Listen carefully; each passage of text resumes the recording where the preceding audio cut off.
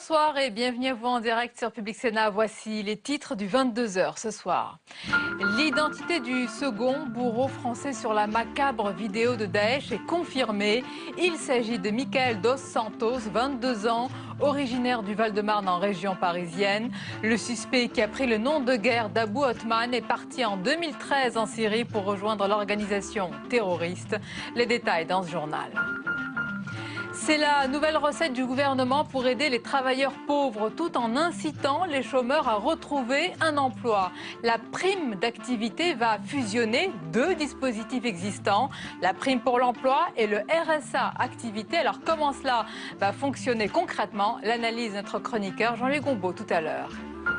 Et puis, bon sondage, une de journaux distingué homme politique de l'année par le magazine GQ. Alain Juppé plane en ce moment. Alors, quelles sont les raisons de cette Juppé-mania et surtout, va-t-elle durer? On en parle avec le club d'éditorialistes du mercredi 22h. Enfin, football et affaires, les gardes à vue de Jean-Claude Dacier et Pape Diouf ont pris fin ce soir au sujet de transfert de joueurs présumés frauduleux. 11 personnes sont toujours entendues à l'hôtel de police de Marseille, dont l'actuel président de l'OM, Vincent Labrune. Voilà pour le programme de votre 22h. Merci d'être en notre compagnie ce soir. Il a été formellement identifié. Michael Dos Santos, 22 ans, est bien le second suspect français sur la macabre vidéo de Daesh. Le parquet de Paris a confirmé sa présence parmi les bourreaux aux côtés de Maxime Auchard. Tous les détails avec Sophie Normand-Couturier. Il s'appelle Michael Dos Santos. Après le Normand Maxime Auchard, il est le second Français identifié parmi les bourreaux du groupe Daesh. Un jeune homme de 22 ans, originaire de Champigny-sur-Marne, converti lui aussi. Je pense à la famille, je pense évidemment aux victimes là-bas, mais je pense à la famille. Ça doit être un désastre humain d'apprendre qu'un proche a trempé dans quelque chose d'aussi odieux. De son nom de guerre Abu Othman, le jeune homme apparaît dans la vidéo qui met en scène la décapitation de 18 prisonniers syriens et de l'otage américain Peter Kassig. Une vidéo qui pose une fois de plus la question des réseaux djihadistes. La problématique est au cœur de l'actualité du Sénat. Une commission d'enquête sur leur organisation et les moyens de lutter contre a démarré début octobre, avec de nombreuses interrogations en suspens. Essayer de comprendre de façon rationnelle comment ces jeunes gens peuvent fonctionner, comment ils se convertissent, pourquoi ils se convertissent. Comment on peut essayer d'enrayer l'usage d'Internet, qui est le pourvoyeur de djihadistes, hein, évidemment, sans sombrer dans les lois liberticides, alors que par ailleurs la loi ne peut pas tout faire. Tout ça est un travail de grand équilibriste. Pour l'instant, nous rassemblons les pièces du puzzle. Les auditions de personnalités concernées par le dossier devraient se poursuivre jusqu'en février-mars, avant un rapport attendu en avril. Voilà, sur ce sujet, la réaction ce soir de Bernard Cazeneuve qui appelle à l'unité nationale et il condamne les propos de Marine Le Pen qui fait l'amalgame, dit-il, entre religion, immigration et terrorisme. On écoute le ministre de l'Intérieur au micro de Jérôme Rabier. La nation doit être unie autour de l'objectif de lutter résolument contre le terrorisme à l'intérieur et à l'extérieur. Je ne peux d'ailleurs que regretter les outrances de Marine Le Pen, encore aujourd'hui, indiquant qu'il existe 4000 djihadistes d'après les services de renseignement, ce qui est faux.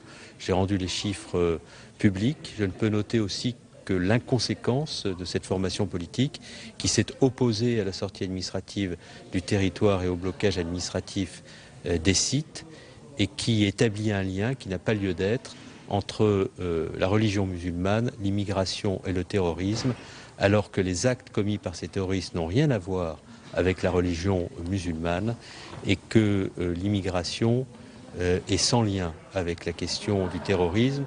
C'est la nouvelle mesure du gouvernement pour aider les travailleurs pauvres tout en incitant les chômeurs à retrouver un emploi. La prime d'activité qui entrera en vigueur en 2016 va fusionner deux dispositifs existants, la prime pour l'emploi d'une part et le RSA activité d'autre part. On va écouter sur ce sujet le Premier ministre Manuel Valls. Il faut simplifier, clarifier et, vous l'avez dit, rendre plus efficace le soutien aux travailleurs aux revenus les plus modestes. Et c'est l'objectif de la création de ce que nous pourrions appeler, en tout cas à ce stade, la prime d'activité. Cette prime en faveur de l'activité, c'est surtout, vous l'avez dit aussi, une mesure de justice sociale. Elle sera versée à tous les actifs autour du SMIC dans une fourchette qui sera précisée le moment venu au terme de la concertation qui sera conduite par les ministres concernés. La crise a profondément changé la société française. C'est le constat de l'INSEE dans son ouvrage intitulé France, portrait social 2014. Cette nouvelle édition rassemble une mine d'informations qui permet de dresser un état des lieux de la situation sociale de notre pays. Et on va s'arrêter un moment ce soir sur la situation des sans domicile fixe, dont le nombre est en forte hausse. Les détails avec Jérôme Rabier. 112 000 sans domicile fixe, dont plus de 30 000 enfants, ce sont les chiffres chocs de l'enquête de l'INSEE. Et cette situation empire, leur nombre a augmenté de 44% en 11 ans depuis la dernière enquête. Et le profil des SDF a évolué, comme le constate l'association Les Enfants du Canal qui les accompagne. Avant, on était habitué à des personnes isolées. Et depuis des années, quelques années, les associations n'arrêtaient pas de dire qu'il y avait une modification. Le 115, on le voit bien, est maintenant prend en charge des familles. Et donc ce chiffre-là ne nous surprend pas. En cause l'aggravation de la grande précarité et le manque de logement. Pourtant, et c'est un autre aspect choc de l'enquête, un quart des SDF occupent un emploi plus ou moins stable. Ce ne sont pas des gens qui ne font rien dans la rue. On touche d'autres couches de la société. Et toutes ces personnes-là sont des personnes qui ne peuvent plus accéder au logement. Donc la priorité à l'heure actuelle, que ce soit pour les travailleurs, mais aussi pour les familles avec enfants, enfin pour toute personne qui est à la rue, la priorité, c'est de redynamiser le logement. Travail et logement, deux éléments essentiels de l'insertion pour ces milliers de sans domicile fixe. Deux priorités que les associations souhaitent voir défendues pour inverser cette progression. La suite du 22h et dans un instant, c'est le club d'éditorialisme du mercredi. Débat et analyse sur l'actualité qui rythme la semaine avec d'abord la Juppé-mania, jusqu'à quand, la campagne interne à l'UMP et puis le visage social de la France. C'est juste après le tour de l'info en France et dans le monde. Il est préparé ce soir par Nathalie Guillois. Regardez. La France renforce son dispositif militaire afin de lutter contre l'organisation de l'État islamique. 6 Mirages vont être déployés en Jordanie, en plus des 9 Rafales déjà basés aux Émirats arabes unis. Ces succès ne sont rendus possibles que parce qu'il y a un appui aérien de la coalition. Et dans la coalition, la France joue un premier rôle comme elle l'a joué dès le départ. Le déploiement des Mirages est attendu en décembre en Jordanie. Ce pays va faciliter les interventions sur le théâtre irakien. 500 postes d'enseignants de plus en Seine-Saint-Denis, c'est la promesse de Najat Vallaud-Belkacem, la ministre de l'Éducation. Elle souhaite en faire une terre d'excellence car pour l'instant, ce département connaît une augmentation de 2000 élèves par an et n'attire que très peu de professeurs. Nous sommes un département un petit peu particulier, jeune, un département où il y a beaucoup d'enfants dont les parents ont connu l'immigration et il y a besoin, plus qu'ailleurs, de moyens humains, d'enseignants formés pour venir les encourager à venir en Seine-Saint-Denis et faire ce travail formidable. Le projet du barrage de Sivens s'était déjà contesté. Aujourd'hui, il est menacé et par l'Europe cette fois-ci. La Commission européenne va lancer une procédure d'infraction contre la France pour violation des directives environnementales. Une nouvelle menace qui pourrait enterrer définitivement ce projet, car le barrage doit être financé à plus de 20% par l'Europe. Manuel Valls en a fait une de ses priorités. En déplacement aujourd'hui à Beauvais avec le ministre de l'Intérieur, le Premier ministre annonce une baisse générale de la délinquance en France. Les cambriolages de résidences principales ont diminué de 4,3% en un an, une première depuis 6 ans. Les vols à main armée ont eux reculé de 14,8% et les violences crapuleuses ont diminué de 9,4%. La preuve qu'il n'y a pas de fatalité en matière de délinquance, a déclaré Manuel Valls.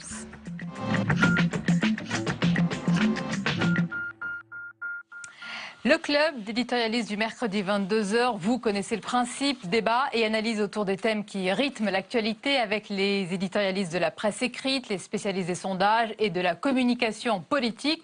Et parce qu'une touche d'humour est nécessaire dans ce contexte, le tout est croqué comme d'habitude en direct ce soir par notre dessinateur Hervé Baudry. Bonsoir Hervé. Bonsoir Sonia. Merci d'être à mes côtés. Mais je vous en prie, et je bonsoir à présente tous. nos invités pour ce débat. Marcelo Wiesfried, bonsoir. Bonsoir Et Sonia. bienvenue, journaliste politique à l'Express. Avec nous également Philippe Moreau-Chevrolet, bonsoir, Bonsoir, et bienvenue. Sonia. Communicant et président de MCBG Conseil.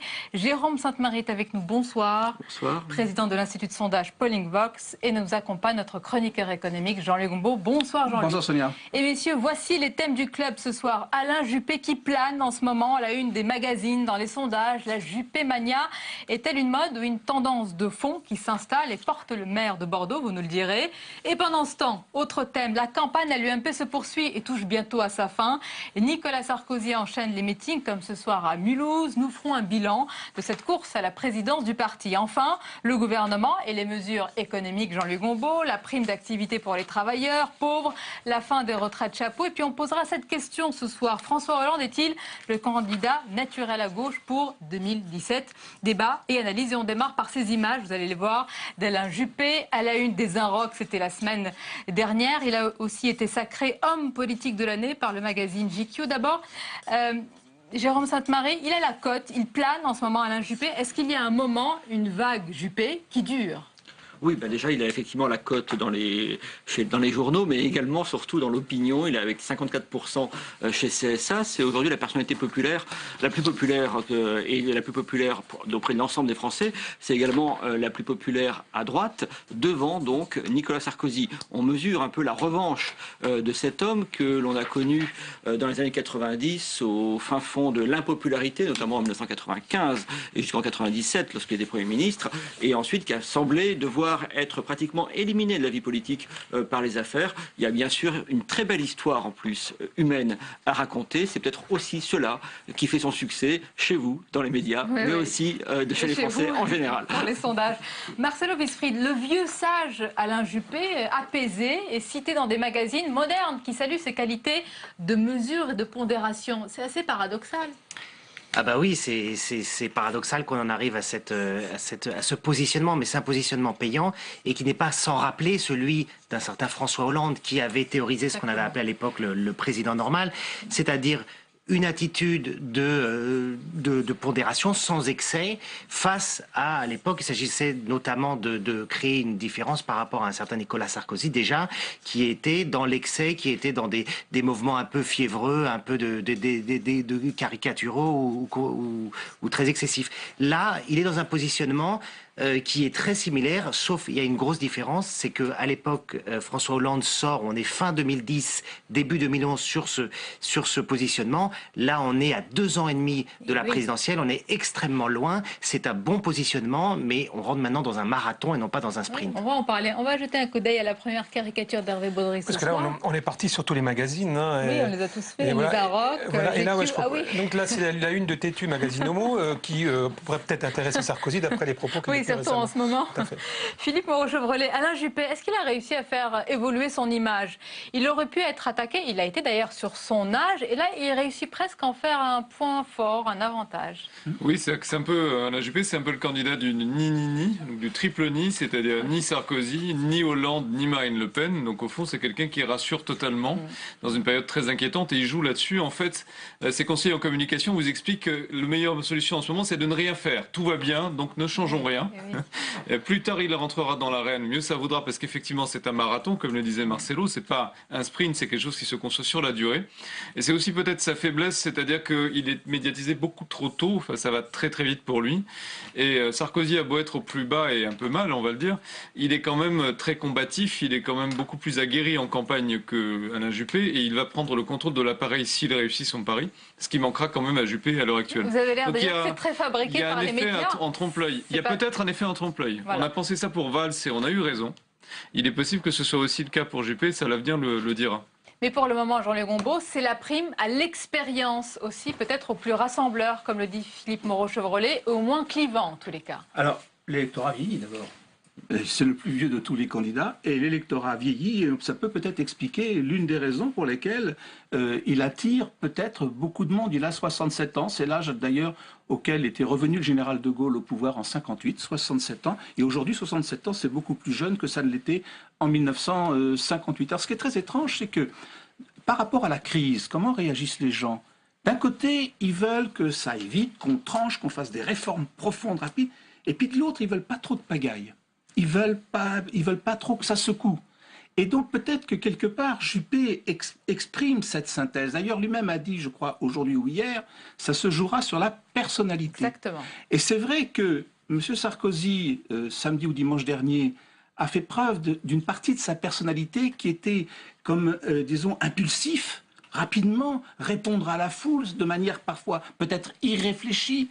Et donc, ça ne joue peut-être pas aussi en sa faveur, alors que Juppé apparaît tranquille, porté par de très bons sondages. Alors, on a dit que c'était l'homme politique de 2014, mais le problème, c'est de savoir si ce sera l'homme politique de 2017.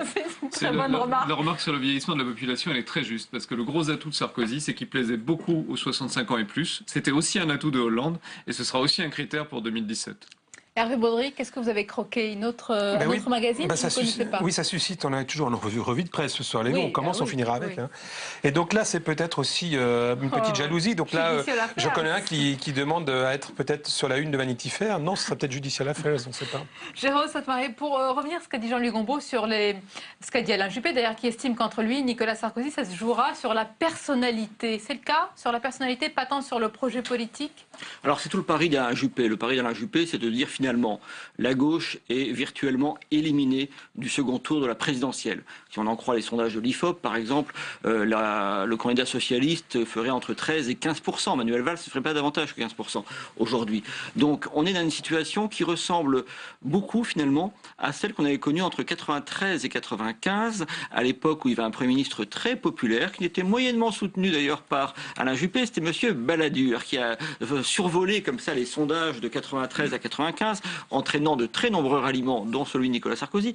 Et à l'époque, justement, pourquoi est-ce que Édouard Balladur était aussi populaire? Il avait effectivement, il plaisait bien déjà aux personnes âgées. Je rappelle d'ailleurs effectivement 15 millions de retraités en France aujourd'hui, pour un corps électoral de 42-43 millions. Donc, et en plus, c'est des gens qui vont beaucoup voter. Donc, oui, les jeunes votent de plus en plus Front National, par ailleurs. Donc, oui, mais ils votent peu.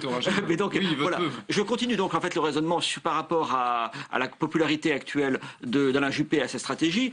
Finalement, aujourd'hui, il est très populaire aussi parce qu'il plaît beaucoup aux centristes et il plaît beaucoup à gauche. La gauche aujourd'hui n'a plus de perspective de victoire, je parle des sympathisants, et n'a même plus en réalité de candidat. On n'est pas sûr que le président sortant soit candidat, Manuel Valls, on n'est pas sûr qu'il ait réellement envie d'y aller cette fois-ci, et ce qui fait que pour l'instant, il va être porté très longtemps par cette bulle sondagière qui est, encore une fois, qui arrive avec beaucoup de sympathisants de gauche ou du centre. Alors, ça peut changer radicalement lorsqu'on entre en campagne, comme en 95, où là, finalement, et la gauche et le centre risquent de retrouver leur candidat, et là, on aura un chemin un peu différent. Regardez, on lui a imaginé un nouveau slogan. Moi, j'ai un nouveau slogan, tout à fait. La France calme, c'est peut-être ça, on a peut-être besoin de calme. Oui, une bonne tisane, mais il faut regarder 22 heures avant de s'endormir. Marcelo Vistri, vous vouliez réagir? Oui, c'est-à-dire, c'est une stratégie payante aujourd'hui, mais elle est quand même limitée. Elle va trouver ses limites très rapidement. Pourquoi? Parce que d'abord, on va se retrouver dans la présidentielle sans doute sur un match à 3 avec Marine Le Pen, un candidat socialiste, a priori François Hollande, on en parlera tout à l'heure, et le candidat de la droite. C'est-à-dire que la bataille va être une bataille pour passer, pour être qualifié au second tour. Donc, qu'est-ce qu'il faut faire? Le but, c'est surtout de parler à son électorat, d'être sûr que son socle, ses candidats, ses électeurs vont se déplacer le dimanche du vote. Et pour ça, la stratégie de Nicolas Sarkozy, c'est de parler à son électorat, au cœur de son électorat, y compris, même s'il peut paraître un peu caricatural du coup, même si du coup, il est moins rassembleur. Donc, cette stratégie peut paraître limitée, mais elle est paradoxalement sans doute beaucoup plus payante qu'une stratégie aujourd'hui où on est le vieux sage à 2 ans et demi d'une élection. Donc c'est pour ça. Et j'ajouterai un deuxième élément. Nicolas Sarkozy, à partir du 29 novembre, va disposer de l'appareil. Une élection en France, même si ça passe par les médias, même si les messages, même si c'est la rencontre d'un homme avec une opinion publique, c'est quand même très nécessaire d'avoir un appareil, d'avoir des relais partout. Et Alain Juppé ne disposera disposera pas de ces relais-là. C'est une très bonne remarque, Philippe Moreau-Chevrolet. À partir du 29 novembre prochain, donc il y aura un président à l'UMP, et toute la question pour Alain Juppé, c'est qu'il va devoir rentrer dans la bataille, dans l'arène. Est-ce qu'il est prêt à cela? Est-ce qu'il en a envie? Alors, il en a envie, c'est toute la question, c'est de savoir si Alain Juppé sera à nouveau Delors ou s'il va vraiment aller jusqu'au bout de sa démarche. Il y a une vraie incertitude là-dessus. Et puis, il y a quelque chose de très, très juste. C'est vrai que le contour de l'appareil est déterminant. Il n'y a pas eu d'exemple réussi de contournement de l'appareil. Ségolène Royal a essayé de le faire en 2007. Elle n'y est pas du tout arrivée et le parti a fini par jouer contre elle et a contribué à sa défaite. La campagne de Royal n'était pas si mauvaise que ça. Elle était même plutôt très bonne à l'époque. Sarkozy aussi était très bon. Ce qui a fait la différence, c'était le contrôle de l'appareil. Là, Sarkozy, ce qui va arriver, ce qu'on attend maintenant, c'est de savoir quel va être son score. S'il fait, on va dire, 70%, tout va bien. S'il commence à descendre en dessous des 70%, on va se dire que il est un peu fini. Et c'est ce qu'on commence déjà à entendre, la petite musique qui s'installe. De Sarkozy, il n'a plus la main, Sarkozy n'y arrive plus. Et peut-être qu'à ce moment-là, on se posera la question de savoir si Alain Juppé n'a pas le recours. Voilà. Et d'ailleurs, il y a beaucoup de questions et d'attaques ces derniers jours sur, je veux dire, entre guillemets, sa manière de faire de la politique, sur ses convictions, après sa déclaration sur le mariage pour tous. Est-ce que ça peut lui porter préjudice pour la campagne à la présence de l'UMP, ou alors vous ne dites pas du tout? Non, mais Marcelo a raison, les militants ne sont pas les militants, eux, sont très à droite là. Il y a une droitisation des sympathisants UMP, je pense que vous ne me contredirez pas là-dessus. Donc il joue sur du velours, Sarkozy. Il a d'abord son premier but, c'est comme de gagner son élection interne. Donc il fait de la provocation, mais il a toujours fait comme ça. Et il s'adresse à des niches. Quand il tape là-dessus, il va déplaire à certains, mais c'est qu'il va plaire à d'autres. Et au final, il va rétablir tout ça pendant la campagne. Il y a quand même des sarkozystes historiques qui n'ont pas hésité à tacler leur champion. Est-ce que c'est pas... Non? Oui, c'est un peu sévère. C'est ce qui a été dit. La campagne, le comportement actuellement de Nicolas Sarkozy, il ne s'adresse pas aux Français en général. Il s'adresse à un corps électoral UMP de 260 000, à peu près 280 000, je crois, adhérents. Et le meilleur sondage, il n'y a pas de sondage forcément au sein de l'UMP, mais il y a eu un sondage en conditions réelles il y a 2 ans, en novembre 2012. Et on a vu à la fois que Jean-François Copé était revenu à égalité avec Fillon grâce à une campagne très, très dure, et que par ailleurs, quand les différents mouvements qui avaient présenté leur espèce de motion, en fait, c'était la motion présentée, droite forte, Guillaume Pelletier, tout cela, qui avait emporté. Donc là, évidemment, on peut penser que l'UMP n'a pas cessé de se radicaliser depuis 2 ans. Il fait pour l'instant cette campagne interne. Alain Juppé, lui, il n'est pas candidat. Il fait l'impasse sur cette élection. Il fait d'ailleurs, il traite ça quasiment par une forme de, pas de mépris, mais de distance, on va dire.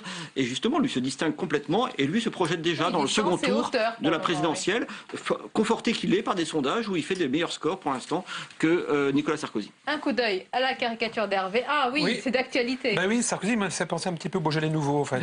Il change de goût à chaque fois. On ne sait pas trop, cerise, framboise, mariage pour tous. C'est l'occasion de tester, j'allais dire, les différentes cuvées. Marcelo Visfried, je vais vous laisser réagir, mais on est maintenant à 10 jours du scrutin. On va peut-être faire un bilan de cette campagne, des thèmes évoqués, du durcissement de certaines idées. Alors nous parlons de Nicolas Sarkozy. Nous avons reçu hier sur ce plateau Hervé Mariton et nous allons nous intéresser un instant ce soir à la campagne menée par Bruno Le Maire, qui de l'avis des militants et sympathisants de droite a fait une bonne campagne. On voit tout cela avec Sophie Normand-Couturier et Mounir Soussi. C'est au volant de sa propre voiture qu'il arrive à ses meetings. Bruno Le Maire conduit sa campagne depuis 4 mois et a déjà réalisé plus de 80 étapes dans toute la France, tout cela sans se ruiner selon son équipe. On est sur un petit budget, un peu plus de 120 000 €, il me semble, et il n'y a pas de faste, non. On fait ça à la simplicité. Soit le contre-pied de son principal adversaire, Nicolas Sarkozy, qui multiplie les grands meetings. D'ailleurs, ce soir-là, c'est le fils de l'ancien président qui recevait le candidat Bruno Le Maire. Dans ce cinéma de Neuilly-sur-Seine, ils sont venus poser pour la photo d'une famille unie à l'approche du scrutin. L'ancien diplomate a gardé ses réflexes dans cette campagne. Jamais d'attaque frontale envers Nicolas Sarkozy, mais il n'a pas hésité à montrer ses désaccords et la particularité de son projet. Non, ce n'est pas une posture, c'est une pratique. C'est des décisions très concrètes. Le renouveau, c'est refuser de cumuler son mandat de député avec un mandat de président de conseil général ou de maire, ce que j'ai fait. Le renouveau, c'est démissionner de la fonction publique quand on est haut fonctionnaire. J'ai démissionné de la fonction publique. Dans sa ville natale, Bruno Le Maire joue principalement de son image de challenger pour se différencier. C'est un candidat propre par rapport aux autres. Qu'est-ce qui vous fait dire ça ? Son passé, son caractère, ce qu'il dit, Moi, j'ai l'impression que c'est quand même des candidats plus jeunes qui vont trouver des solutions à la situation d'aujourd'hui, qui est une situation à la fois économique et politique complexe. À 45 ans, Bruno Le Maire a peu de chances de l'emporter, mais cette campagne lui aura permis de gagner en crédibilité dans son camp et de poser quelques jalons pour l'avenir. Alors, un premier bilan, Marcelo Vispri, de cette campagne, peut-être d'ailleurs du candidat Bruno Le Maire, qui a vraiment fait une vraie campagne de terrain en allant dans plusieurs villes de France. En tout cas, on verra ce que donnent les résultats, mais médiatiquement et en termes d'image, c'est vrai qu'il a marqué des points. C'était le premier de la classe, c'était le germanophile, l'énarque germanophile, normalien, qui écrivait des livres de littérature, etc. Là, on a vu, et les images que vous avez montrées étaient très intéressantes, parce que c'était le Maire qui campe sur ses positions, qui dit, ben voilà, sur le mariage gay, moi je ne souhaite pas qu'on revienne dessus, etc. Et c'est-à-dire, c'est au-delà de sa percée personnelle, parce qu'il a répété qu'il ne serait pas candidat pour la primaire en vue de 2017. Mais ça montrait en contraste le fait qu'on avait un Nicolas Sarkozy qui, lui, changeait d'avis, qui, lui, sur la question notamment du mariage gay, avait des inflexions. Et ça, pour 2017, dans le cadre de la présidentielle, si c'est le candidat investi par l'UMP, ça va être un boulet. Ça va être un boulet. Donc, on a vu également que Nicolas Sarkozy était quelqu'un qui...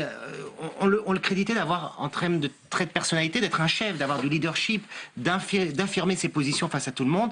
Là, on voit que cette qualité-là lui a été chippée par Bruno Le Maire. Jean-Luc Bombaud, sur les thèmes maintenant, en durcissant leurs propositions sur Schengen, l'immigration, l'aide médicale d'État, est-ce que les responsables de droite pensent ainsi contrer justement la progression du Front National? Est-ce que cela peut marcher? Alors, tous n'ont pas durci leur position sur les thèmes que vous signalez. Non, mais c'est important, parce que justement, comment se distinguer? Comment se distinguer? Alors, Monsieur le maire est une personne très distinguée, mais ce n'est pas exactement ça le problème. C'est comment se distinguer par rapport aux autres. Or, si vous regardez les questions économiques, il n'y a que Juppé qui veut porter l'âge de la retraite à 65 ans, on comprend, parce qu'il a déjà 67, donc ça fait un peu bizarre qu'ils veulent le mettre qu'à 63, mais les autres sont plutôt sur le 63. On est quand même sur des différences quand même. Là, M. Juppé parle de 110 milliards d'économies, alors que Sarkozy parle de 100 milliards et Fillon parle de 140. Donc, sur la question économique, ils sont tous d'accord.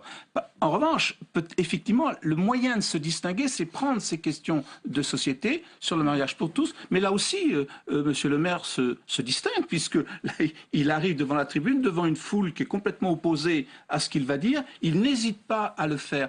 Et donc ce qui me paraît extraordinaire, c'est qu'en fait, il est à creuser son sillon. On est en face d'un Juppé qui, en fait, joue sa dernière carte, et d'un Le Maire qui joue sa première carte. Donc c'est exactement ça.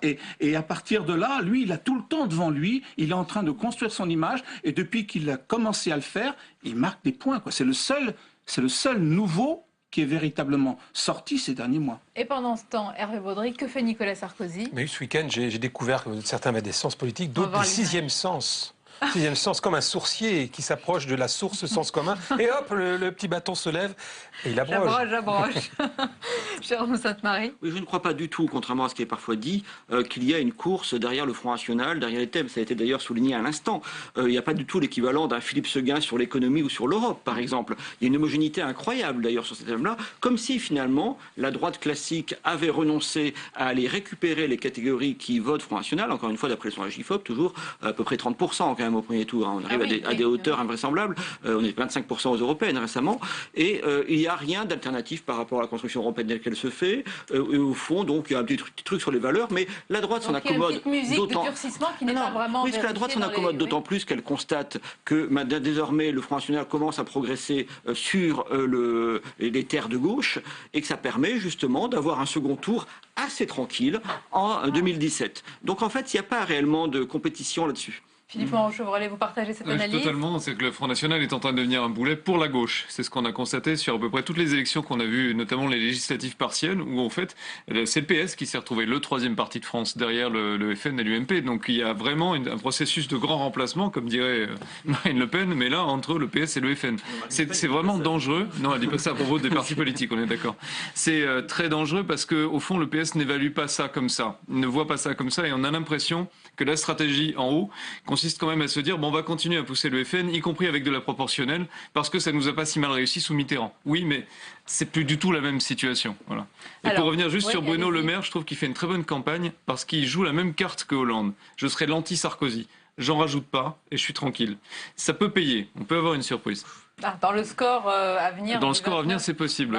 Parce qu'il énerve beaucoup Sarkozy. Hein, quand même. Alors, messieurs, autre sujet dans l'actualité. François Hollande, et cette question, est-il le candidat naturel à gauche pour 2017 dans son camp? Eh bien, la réponse ne va pas de soi, et y compris pour les membres du gouvernement. C'est le cas pour le secrétaire d'État Thierry Mandon, qui affirme son souhait d'une primaire à gauche, y compris pour le président sortant. On l'écoute, il était l'invité hier de l'émission Preuve par 3, et sa déclaration a fait beaucoup de bruit. La primaire, pour moi, elle est indispensable. Pour quelle raison? Pas pour faire du tir au pigeon contre X ou Y, ou pour écarter telle candidature, y compris celle du président, s'il réussissait son quinquennat, qu'il voulait se représenter. L'emblème de la réussite du quinquennat, c'est que François Hollande puisse se représenter. S'il ne le peut pas, c'est qu'on n'a pas réussi le quinquennat. Si on n'a pas réussi le quinquennat, on ira tous au trou. Là, vous nous dites que... On ira tous au trou. Marcelo Wiesfried, est-ce qu'un tabou a sauté avec cette déclaration, ou est-ce que c'était déjà dans certains esprits à gauche? Oui et non. Alors c'est vrai que c'est un tabou, mais le premier qui a fait sauter ce tabou, il s'appelle Julien Drey, c'était en avril. Exact. Julien Drey, un ami intime des Hollande, qui a passé des vacances avec les Hollande, qui est voilà. Eh ben il a dit la primaire, il faudra passer par là. Là, disons que c'est un cran au-dessus parce qu'on a un membre du gouvernement Valls qui s'exprime, entre parenthèses, ami personnel, historique d'Arnaud Montebourg. Donc quel est le jeu que joue Thierry Mandon dans cette affaire-là, ça reste à voir. Mais par ailleurs, je pense que de toute façon, la question de la primaire sera incontournable. Il faut rappeler qu'elle est inscrite dans les statuts du Parti Socialiste. Et on l'a vu sur la question du congrès du Parti Socialiste. Vous pouvez faire semblant de ne pas les avoir lus, etc. À un moment ou à un autre, vous êtes contraint par les statuts de respecter la charte, c'est-à-dire il faut faire un congrès à mi-mandat, enfin congrès à mi-mandat.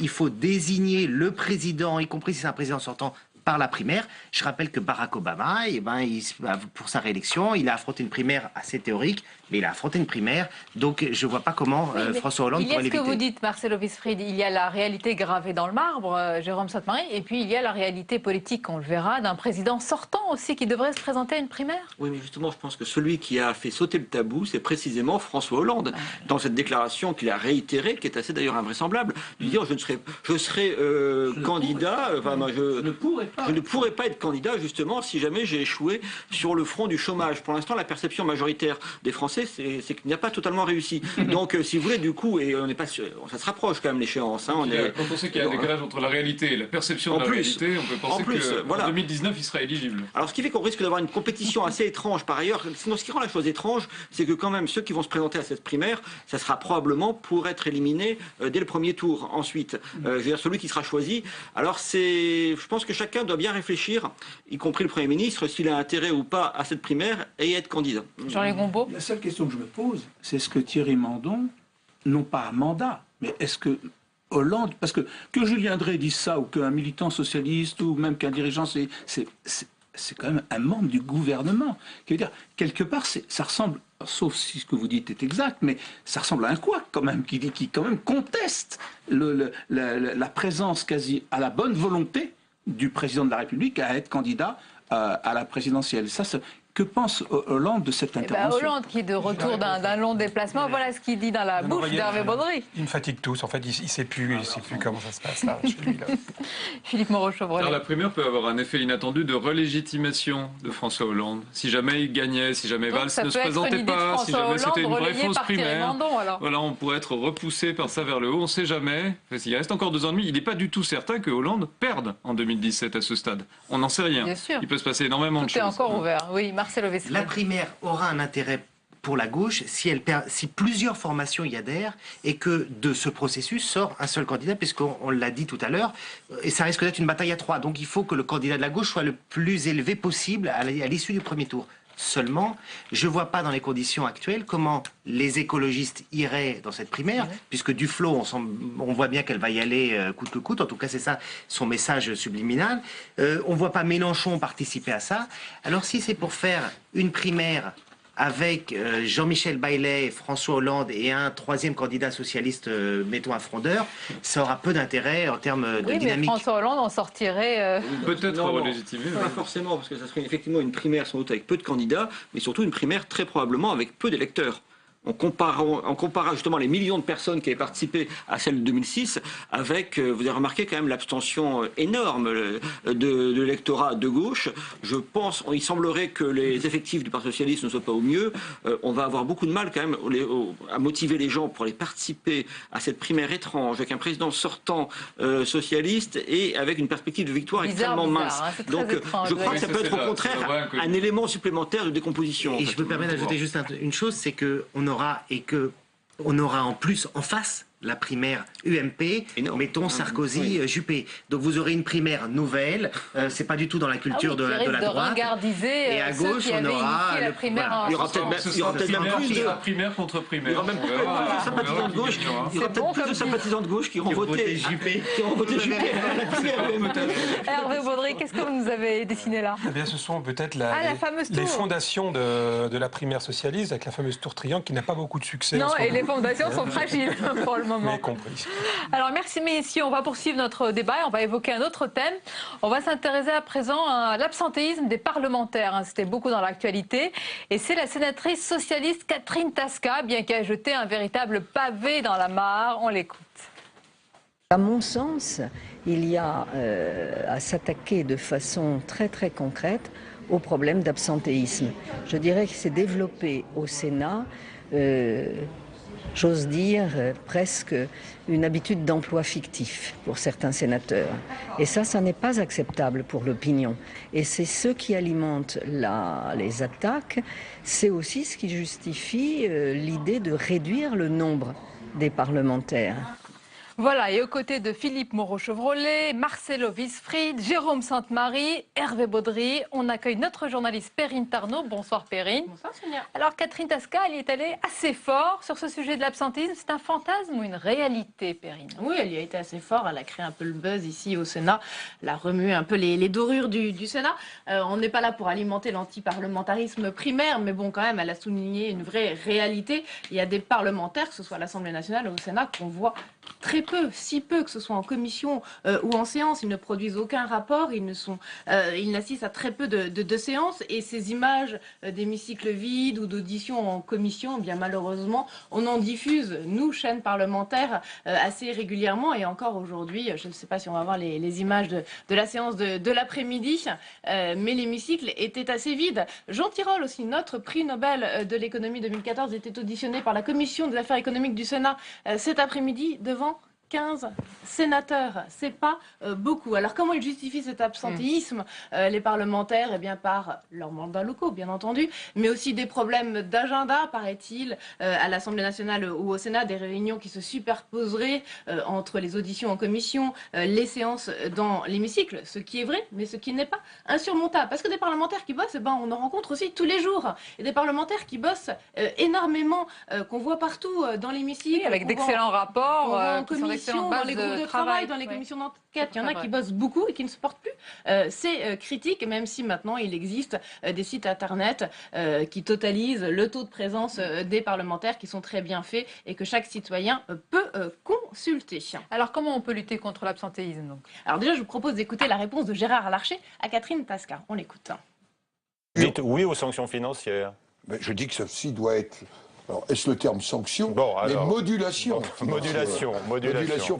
Parce que le terme sanction, c'est une décision du bureau. C'est très complexe. Attention aux mots qu'on utilise. Mais en tous les cas, pour moi, le présentéisme est quelque chose d'important. Je constate quand même qu'il y a une majorité assez large de mes collègues qui vraiment sont à la fois présents sur le territoire, présents au Sénat, présents aux travaux en commission.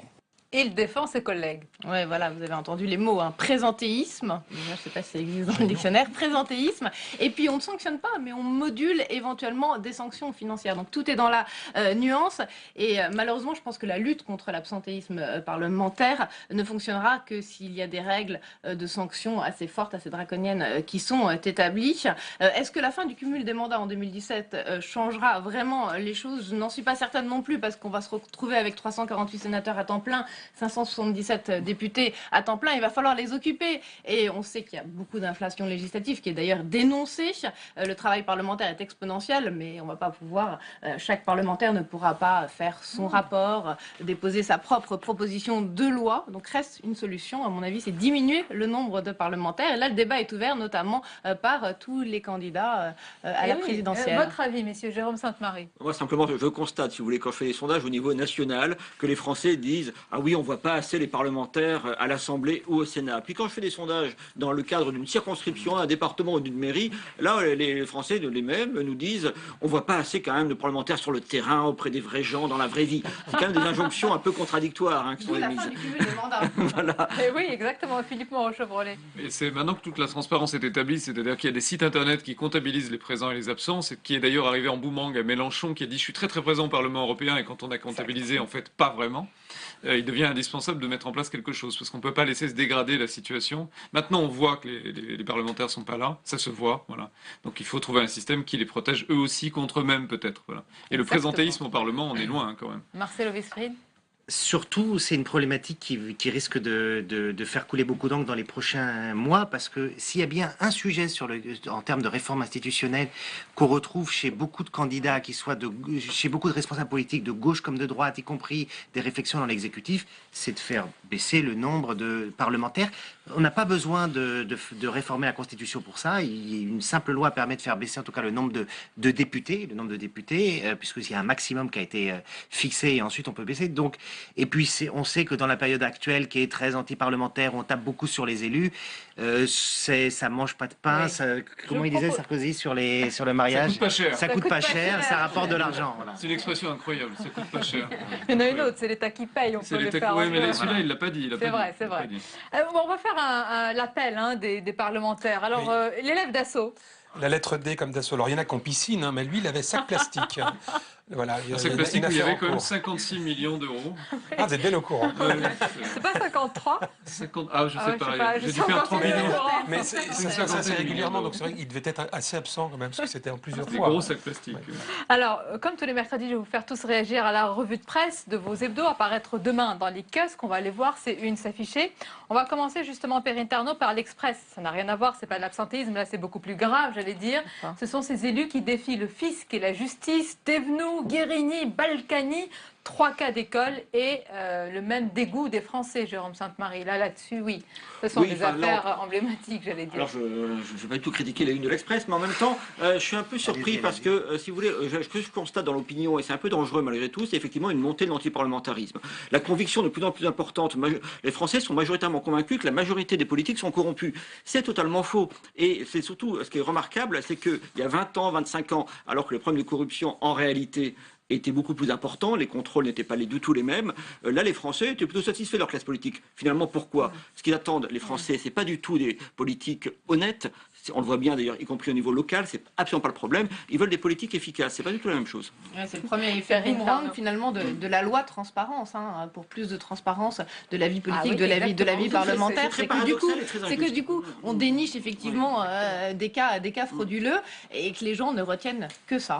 D'où le sentiment chez certains parlementaires qui parlent de Gestapo, de chasse aux parlementaires, etc. Donc ça va un peu loin. Il y a les élus et puis il y a l'autre, évidemment. Il y a les politiques et maintenant il y a les clubs de foot. Aussi, ça fait beaucoup. On va voir votre caricature. C'est qui regarde d'ailleurs l'écran? C'est Monsieur Lambda. Oui, c'est Monsieur Lambda. J'aime bien, il se reconnaîtra. Alors, le point, avec cette une, c'est un spécial Londres, voilà. C'est la ville London où tout devient possible. Un dossier spécial, peut-être une idée pour les vacances à venir, voilà, si vous ne saviez pas où aller, n'est-ce pas? Hervé Baudry. Ensuite, valeurs actuelles à présent et cette une beaucoup plus sombre. L'enquête sur le cabinet noir, mensonges, manipulation, complot. C'est un petit peu la suite, Philippe Moreau-Chevrolet, du feuilleton. De l'affaire Juillet. Voilà, Fillon-Juillet. Et Juillet avec une conviction de valeurs actuelles qu'il y a un cabinet noir. Il défend Sarkozy, comme à chaque numéro. Mais... Ça reste vraiment à démontrer un cabinet noir. Allez. Bon, en tout cas, l'enquête est à lire dans Valeurs Actuelles. Ça montre une chose, c'est que Juillet va être un point difficile pour l'Élysée jusqu'au bout. Ah oui, c'est clair.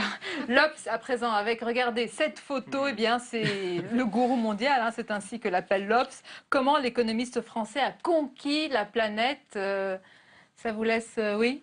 Non, c'est intéressant parce que déjà c'est 1 million d'exemplaires vendus. Hein, c'est plus que Valérie Trierweiler. Quasiment. Et apparemment c'est un peu moins. Apparemment c'est un peu plus dense. C'est très bonne conclusion. On arrive à la fin de ce journal. Et demain, on reçoit non pas Valérie Trierweiler, mais un autre économiste français qui a aussi conquis la planète avec un prix Nobel d'économie, c'est Jean Tirole, pour le grand entretien du jeudi. D'ici là, belle et douce nuit à vous et merci beaucoup d'avoir été nos invités. Merci. Hervé Baudry, à mercredi prochain. Toujours avec plaisir. Bonne soirée.